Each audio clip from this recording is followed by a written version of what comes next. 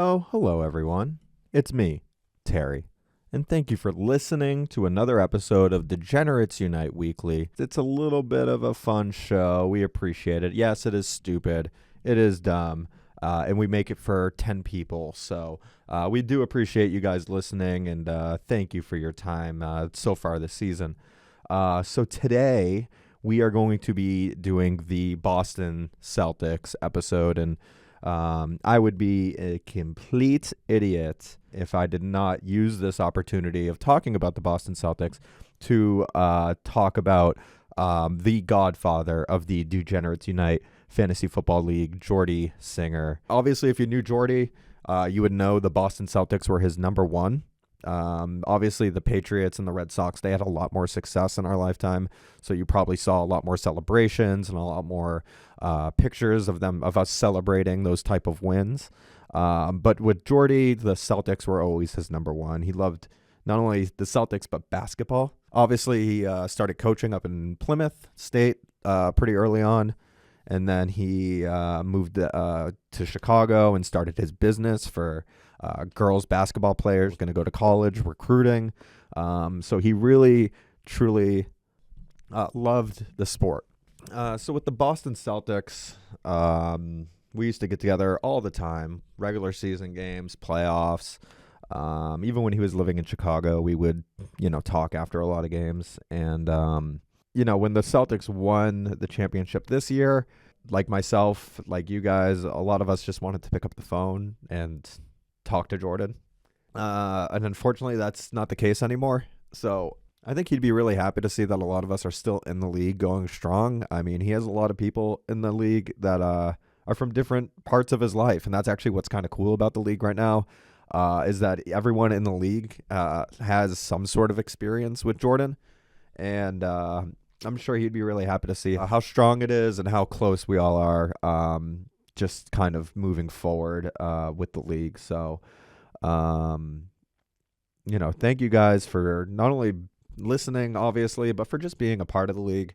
It is fun. Who knows how long it will last? Like, 20 years from now? Who fucking knows? But I'm sure right now he's happy to see all of us are still together and continuing what he started, pretty much with the same people, except Mikey Singer, who, he got kicked out a couple years ago, and maybe he didn't deserve it, but shout out Mikey Singer during this tribute. But, we miss you, buddy, and we love you, and that's pretty much it.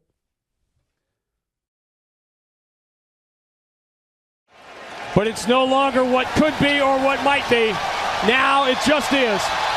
The 2024 Boston Celtics are one of the greatest teams in NBA history. They were told they had to win. There's only one thing you can do when expectations are that high. Meet them.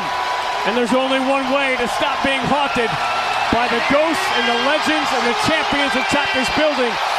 Join them. Together they have, and together they stand alone on top of the mountain for now. And once again, the Boston Celtics stand alone for all time. It is Banner 18. The mission demanded. October 16th, 2024. Hello out there. It's me, DJ Smear Red Auerbach Dog. I'm joined by Kristaps Per Jeremy. What's up, Kristaps Per Jeremy? Not much. Just taking to the paint as usual. Absolutely. 3 in the key. Back to the basket. 5-second violation?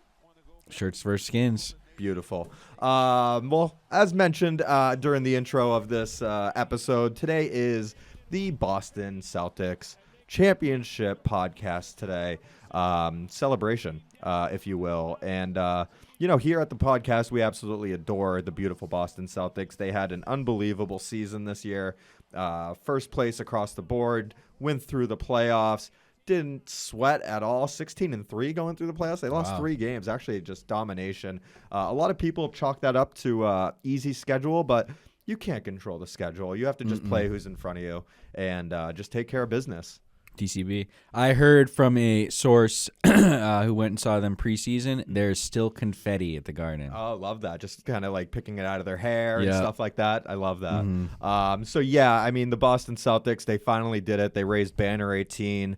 And we figured, how can we not dedicate a full episode to the beautiful Boston Celtics? They're kind of on our level now. Yes, yeah, we're champions in this podcast room here, and if you did notice a sound quality uptick here, it is because we are actually in a podcast room again after a few weeks of not being. So if Yeah, we were quarantining. I thought Terry had COVID. yes. He thought I had it. It was a comedy of errors. Yeah, Yeah. so- Neither of us did. No, it was AIDS. So I will just not mess around, and I'm going to go pass the ball around the horn as we get into the They Them Mayhem. They the mayhem on the fantasy field. Every match is a thrill. Just gotta yield. And I'll start with my game, and that's Zombies Ate My Neighbors beating Captain Cahunt 132.22 to 130.6. This was a very close game between me and Adam. It was a must-win for me. I got a lot of help from Jordan. Jordan Love was great, and then my running backs. My whole year has been wide receivers. Malik Neighbors has been great. DK Metcalf has been great, but they've taken a back seat the last couple of weeks, and my running backs have been the stars. So shout out to Tony Pollard, shout out to Bijan Robinson, and Josh Jacobs did okay too, and George Kittle as well. So big shout out to my team. I needed every point here. And then on the other side, you got Captain Cahunt. That's Adam. 130 points. It really does stink to lose when you put up 130 points. Never feels good. And unfortunately, we just had to play each other this week. Josh Allen did great. Deontay Johnson got in the end zone. Derrick Henry has 9 touchdowns on the year already, and we're only in week 6. So, and he got 2 this week. And then Trey McBride, I don't think he got a touchdown, but he got 13 points, which is pretty good. So, yeah, I needed all points. This came down to a Monday night game, and I needed Josh Allen to get less than 26 points. He had 19 at the half.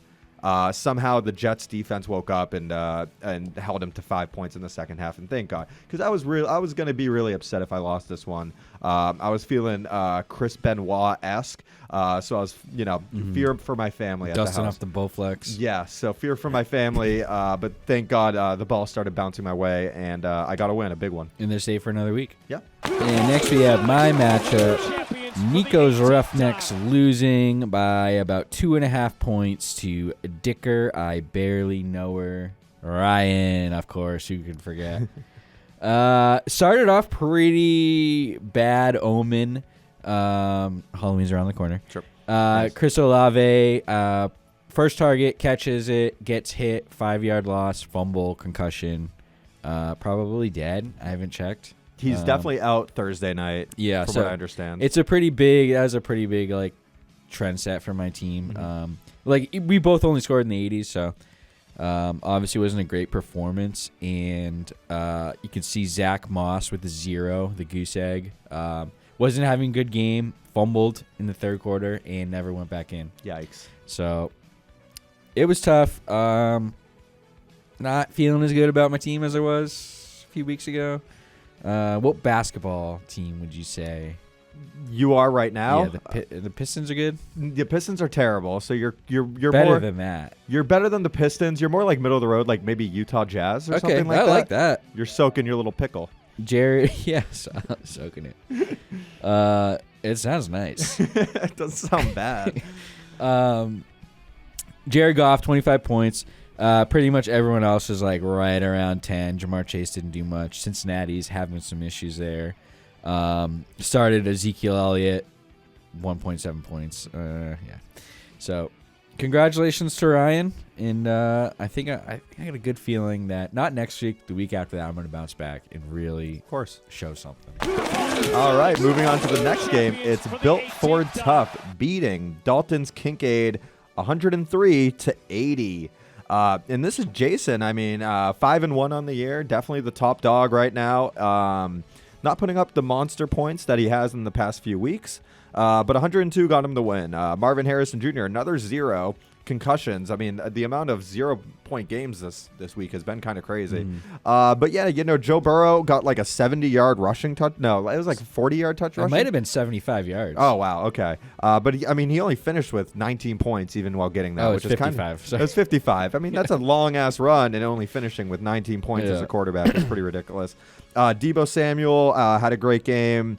Walker, Dobbins, Engram. I mean, all these guys actually did pretty good. And he got the win, 103 points. On the other side, Nick's team, 80 points, not ideal. Jordan Mason got injured, I think, on Thursday night. He was having a good rushing game, and then he got injured, and he barely saw the field again. I think it's an AC joint. Stephon Diggs got a touchdown. Amon-Ra St. Brown got a touchdown. And Young-Ho Koo, I guess. When I'm mentioning your kicker as the third best player on your team, that's not usually a great sign. So only 80 points from Nick. Knocks him down in the rankings a little bit. But hey, we're only at week 6, guys. We're pretty far out. We got a long way to go. So big ups to Jason, 5-1. Yeah, and just to take a look at Nick's team there, Amari Cooper, I think a lot of people talked about that Devontae Adams trade. Yep. The Amari Cooper one sounds like it might be Even better. All right, next we got T-Mac and the crafty little Tucker team beating Amy's Nakua Matata by about 8 points. T-Mac's team led by Jaden Daniels, another good game, 20 points. All his running backs are doing pretty well this week. Chuba Hubbard. He's been doing pretty good for him. We picked him up real late, and he's had like 4 double-digit games in a row. It's great. So, I mean, when you can get points like that from your third running back, Who's on a dog shit team. Yeah, who's on a terrible fucking team. I mean, you'll take it. And then on Amy's team, obviously dealing with some injuries. Running backs are not looking good. James Conner and Antonio Gibson combining for just over 10 points. Real hot start to the year with Amy, I think, and that's it's starting to cool off. And I think I can say for her what we can say for every team is trade deadline's coming up. It's your last chance. Yeah. Get them If in, you're not guys. in first place, you're in, to quote Ricky Bobby, You're in worst place. So you got to trade if you think you can win. Yeah, personally. no, this is true. I mean, I've put out a few feelers to a couple people. They take a look at it, and then they say they'll get back to me, and then they don't. So I'm trying. You guys got to work with me a little bit. Can't leave Terry on red. Please talk to me. I'm here. Yeah. Next, we have Tyreek 40-yard dash cam losing to This Is Fine 119-85. This was a big game for Stothy. He's holding on to a thread on the division, just trying to hold on as long as he can. I think he has the most points against him in the league. So that just, unless you're putting up whoppers, then that's usually a bad omen. Back to Halloween. But this week he had Lamar Jackson with 20. Keenan Allen got in the end zone twice. David Montgomery got in the end zone twice. And Madison, I think, got in the end zone twice, maybe once. And Brock Bowers, as a rookie tight end, what more can you ask for? He's been on fire. And then on the other side, Ian, I think he's currently in last place, putting up stinky dinkies across the board, usually. Travis Etienne, negative points, another negative point or 0 points this week for somebody. Godert, he had Godert and Etienne. That's freaking brutal. Both got injured early. And then, Purdy had a good week. Zay Flowers had a good week. And Green Bay defense, I guess. But overall, not one you want to talk about. You're not going to write home. You're not going to write your family and say, hey, I got 85 points. Hey, I got 85 points. Yeah, they don't want to hear that. They'll disown you. They don't want to hear it. Just lie. All right. So that'll take us over to everyone's favorite segment. It's the DUW SVU case of the week. Not so bad they committed murder. Now I'm a plotting TV thriller. Case of the week, oh case of the week. On Browns and for all the world to see. And this week we have Wilson murdering and killing and destroying and eviscerating and decapitating. More DJ, less bitching, 141-71. This is like a 70-point win here. And dating back, I know we missed last week, but 2 weeks ago, we were really going at Wilson. about how bad his team was, his weak projections, his small height, his fat belly, Tiny little feet. his chode. Feminine hands. And now look at us. We're the ones with egg on our Yep, face as he's 140 put up points. 2 weeks in a row, putting up some fat numbers. And this week he put up 142 points. Let's just name them all real quick. CJ Stroud, AJ Brown, Garrett Wilson, Joe Mixon, Tyrone Tracy? Yeah. Nailed it. And then Chase Brown even getting in the action. I mean, he was the high scorer of the week. No one was going to beat him this week, and big ups to Wilson. That was pretty impressive. Big up. All right, now on the losing team, more DJ, less bitching. That's Evan. His quarterback, Dak Prescott, was in the real life case of the week in Dallas. Terrible fucking game. Awful. Real bad performance. And then also starting Justice Hill, less than 1 point. Yeesh. And sort of been like the hot waiver wire trade, buy low, whatever. Darnell Mooney crashing back to reality, 5 points. Unfortunate for Evan there. Not ideal. So, I think that's it for the DEW SVU case of the week. Do better next time, guys. All right. So this will take us into week 7, and it's the matchup to watch. Match up to watch, the view set to play, destined for dominance, the roaring acclaim. And boys, girl, it's a divisional week. The next 2 weeks are actually divisional. So real quick, let me go through these games real quick, and we're just going to talk about the implications. So right now, I am playing Ryan Dicker. I barely know her. Big game. I'm actually only up. We actually have the exact same record. And if I lose my place at the top of the division. If he wins, he takes it. It's a real clusterfuck here, so it's a must-win for me. Captain Cunt and Built Ford Tough, almost the same exact thing. Jason has a 1-game lead on Adam, and the implications on that game are gigantic. I mean, I think they're both 2-0 in the division right now. So whatever happens. Whoever wins that game is going to be winning in the division, I think, going forward. T-Mac versus Evan. I don't think this has anything to do with anything. You just got to try to win. Yeah. Yeah, just Save kind of middle of face. the roads. You were just trying to save face. Well, yeah, in my division, I was shocked to find this morning that I am, in fact, in third place and have a playoff. But like same thing you said, like I'm going up against Nick, and with my division record being 2-0, Yep. if Nick were to win and we have the same record, I would lose that third place ranking and a playoff spot. Then Wilson and Safi. Safi really probably needs to win more just because he doesn't have any divisional wins, and it's gonna come down to that. Yeah.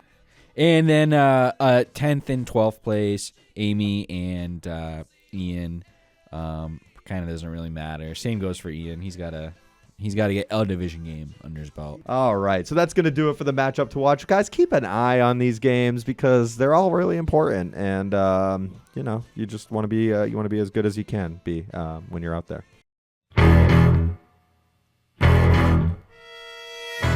All right, so that'll take us over to our segment of the week, and we haven't talked about the Boston Celtics at all. So what we're going to do right now is we have a great starting five, and we actually have a pretty good bench. But what I wanted to do is I wanted to talk about the starting five of the Boston Celtics and compare them to other to NFL players in the league, if that makes sense. So starting with Drew Holiday, he's a defensive stalwart. Stalwart. Okay, thank you. Absolute leader. He had a championship before coming over here to the Boston Celtics, so he brought that championship experience. And I guess I think of Minka Fitzpatrick when I think of Drew Holiday. He's just a defensive beast, both sides of the floor. But, well, Minka doesn't play both sides, but you know what I mean. Like, he just kind of has that it factor. The players turn to him. He's cool. He's calm. He's collected. If it's the end of the game, I want him shooting the ball in the corner, preferably because he shoots like 70% in the corner. So Drew Holiday, Minka Fitzpatrick. You see where I'm going with this, Jeremy? Oh, that's 8A right away. Yep. Yep.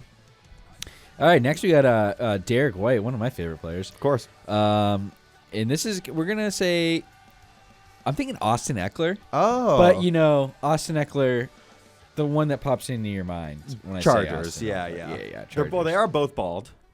They so are there's both, that. Yeah. Yeah. I started there. And they're just kind of underappreciated all around. I mean, for a while, Austin Eckler was one of the best players in the league. Yeah. But underappreciated, I would say. At the same Absolutely. time. And just a contributor, can do multiple things. Well, most importantly. Yep. Well, he's running. He's catching. Yeah. When somebody throws an interception, he's on defense. Tackle. He's going to go tackle Uh-huh. them. And you see Derek White. He's he's averaging a block or two a game. So he's doing it on both sides. His 3-point stroke is out of control. So I think that's actually really good, Jeremy. I don't know where you pulled that out of. But Me neither. next we got Jaylen Brown at the 3, and I'm gonna go with somebody who has a similar name. That's AJ Brown. Both athletic freaks. Explosive playmakers who have a consistent scoring ability. I mean, you look at Jaylen Brown, Eastern MVP, Finals MVP. People were telling him he couldn't dribble with his left hand a year ago, and look at him now, getting all these accolades, getting obviously the championship. Yeah, he's got the big silver ball to dribble now. Exactly. And then you got AJ Brown, who just he's a freak when he's on the field. A 60-yard touchdown's coming somewhere during that game if he can stay on the field. So, Jaylen Brown, A.J. Brown, you see what I'm doing? It's colors. All right, next we got Jason Tatum, one of my favorite players. One of my coworkers actually parked next to him once, and he had a Maybach. How about that? Yeah. So, Jason Tatum, I mean, huge star, one of the faces of the league. Top 10 for sure. Maybe Yeah. teetering on top 5. I mean, he's the younger faces, I'd say. Sure. And then you look at Pat Mahomes. I mean, Fairly young. he's fairly young. Yeah. I mean, he's a young veteran. Yeah. I think a good way to describe him. They're both kind of like corny dudes, though. Sure. They're not like radical. Professional, I guess you'd be professional. to say it. That's great. But they are the heart and soul of the team, and Yes. they're the leader. The leader. It's who they turn to when they Yep. when the team needs somebody the most. That's who they turn to. Exactly. So he's definitely I think the Patrick Mahomes of the hardwood. Very nice. Next, we got Kristaps Porzingis. And, I love Kristaps Porzingis, and I hate to do this to him, but I'm going to compare him to Deshaun Watson. First of all, they both have some off-field issues dealing with sexual assault. A lot of people don't know that about Porzingis. I think when he was in New York, he had a little thing, and he got it settled and all these other things, which is totally fine. Hey, if you get it settled, it didn't really happen. Am I right? Innocent Until settled. Innocent until bankrupt.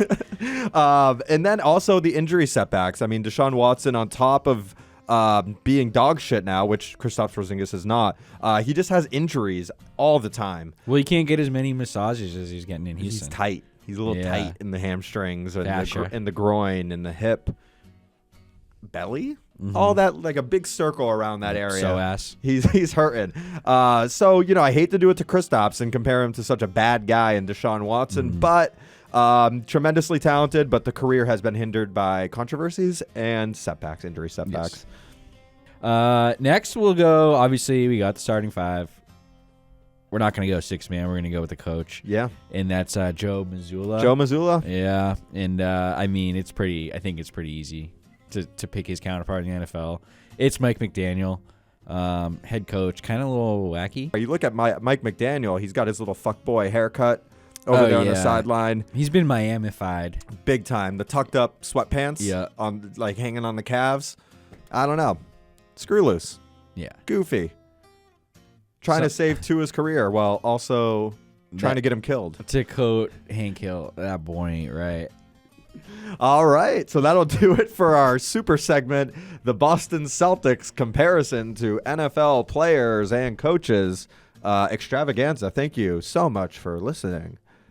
Which will take us over to Jeremy's Smoking Gambling Table. Jeremy, please take it away. And please gloat for last week's success. Oh, in a gloat, yeah. We didn't have the show, obviously, because of personal reasons. Yep. And I said, I don't know, maybe I won't do a pick of the week, but I don't choose these. They choose me. Mm-hmm. So when I woke up on Sunday, I said, I have to share this with the league. And obviously, went 2-0. Of course, I took the Colts after hearing Flacco was going to start again. Plus I love 2.5. Flacco. Plus 2.5. They win. And then Cincinnati minus 3.5. Pretty sloppy game. Need a little They bit of pulled help it there off. at the end. Yeah, it was it was tight, but we got it. Absolutely. And Results. Exactly. We're 7-3. We're swimming in units, and hopefully will be the case come next week. This week I'm gonna play the narrative. The Jets have had a lot of primetime games, not a lot of success. The Steelers are playing pretty well this year. Steelers, Jets, Sunday Night Football. I'm taking the Steelers plus 1.5. Okay. Wait, real quick. You have like a little smudge between your eyebrows. I'm like, what the hell is that? Is that? I don't know, it feels normal. It feels like the normal. Oh, it's hair. Your eyebrows are like something like connecting, Anthony Davis style. I have two eyebrows. No, well, They're just close together. I guess so. They're always that close. Interesting. So Yeah. kind of unibrowish. Okay. Interesting. Okay. Yeah, a lot of Irish guys have unibrows. Anyway, and next I will be going with the Packers. Kind of red hot. I like that Jordan Love. That team just looks like they're gelling right now. Yeah, Packers. They're playing in Green Bay. Houston's coming into town. 5-1. Houston. Yeah, 5-1. I mean, they didn't look fantastic against the Patriots. So, and now they're going to be on the road. It might be getting cold up there. This could be their first cold weather game. So, I don't know. I like the Packers. Love it. Yep. Awesome. All right. Thank you so much, Jeremy, for your picks. Congratulations on the 2-0. It feels good. Yes, it getting does. getting on the mic when you do that the next day. Or the next week or whatever. So congratulations on that. That's going to do it for our Week 5, Episode 5 of Degenerates Unite Weekly. Quick announcement about next week's episode. We will be taking the week off. Your boy is going on vacation to London. We're going to the Patriots game. Bring the sunscreen. I, as the host of this little podcast, I challenge you, listeners. You guys have the technology at the touch of your fingers, don't you? Phone. Why don't you, listeners, provide us with some content for the week off? I challenge you, listeners, make me laugh. You make a podcast. You make something about the week, and you give me us the week off, and make us laugh too. So I challenge you, listeners.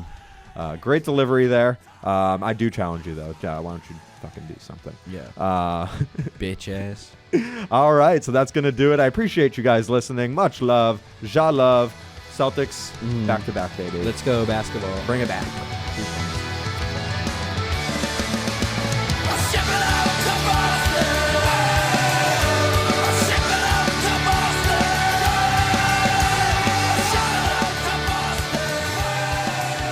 Confetti guns shooting green and white confetti and making the most beautiful blizzard you have ever seen rain down on a crowded court at TD Garden. The final score, Boston 106, Dallas 88. The Boston Celtics are world champions for the 18th time.